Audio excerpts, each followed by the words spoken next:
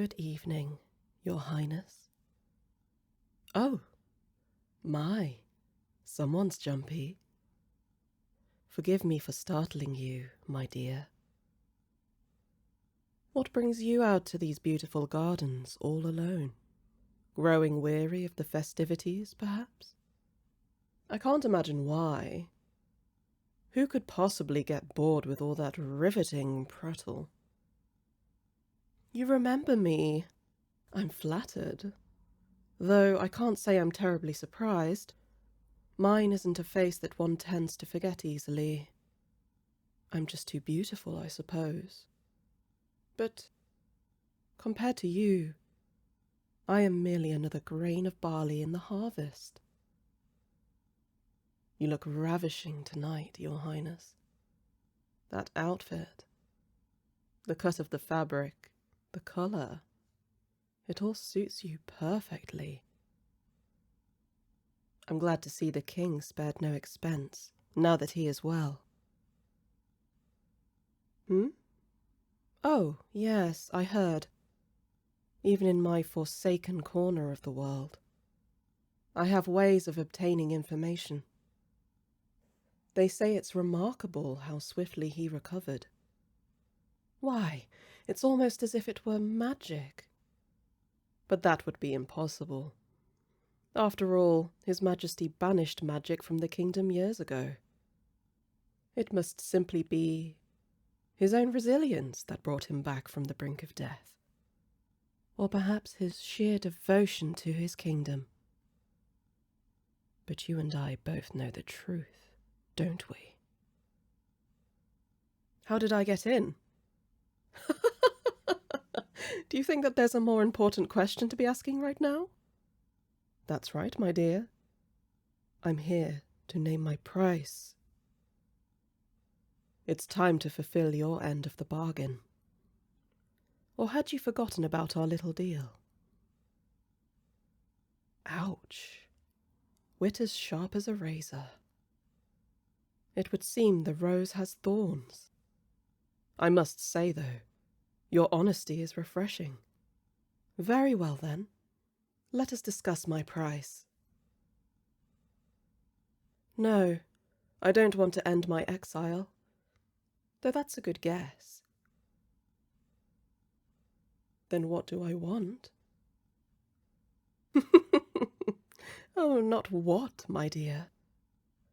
I don't care about gold or land, or worthless titles. What good would they do me? No, it's not a question of what I want, but whom.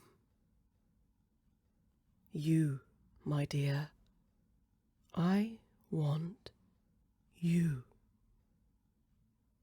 Yes, you are my price. You promised me anything I desired, after all. What better reward than the jewel of the kingdom?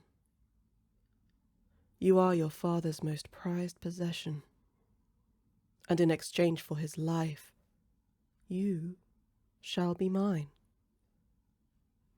No? How adorable! It's almost like you think you have a choice. Or do you mean to say you're backing out of our deal? I would strongly advise against it, my dear. I may have given your father his health back, but I can just as easily take it away. And, should you force me to do it, I guarantee you he will die. Slowly, agonizingly.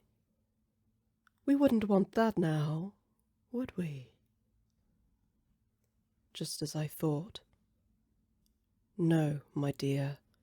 I'm afraid there's only one way that this ends. Finally, that devil you call father shall know the pain he's caused me all these years.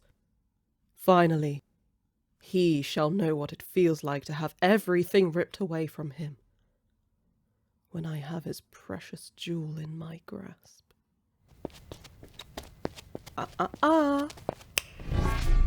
Not so fast, Your Highness. Oh, What's that? Can't move? Good. A brave attempt, my dear, but as you can see, my magic stretches far beyond simple potions. Now, isn't it time you stopped resisting? As I've said, there's only one way that this ends. Make it easy on yourself, and surrender to me.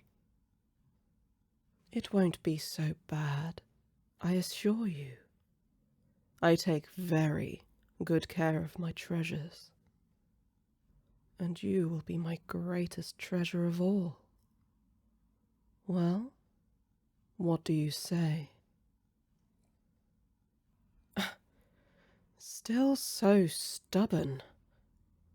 Well, if you're not going to be cooperative, I'm afraid you leave me no choice. There. What did I do? Can't you feel it? Yes.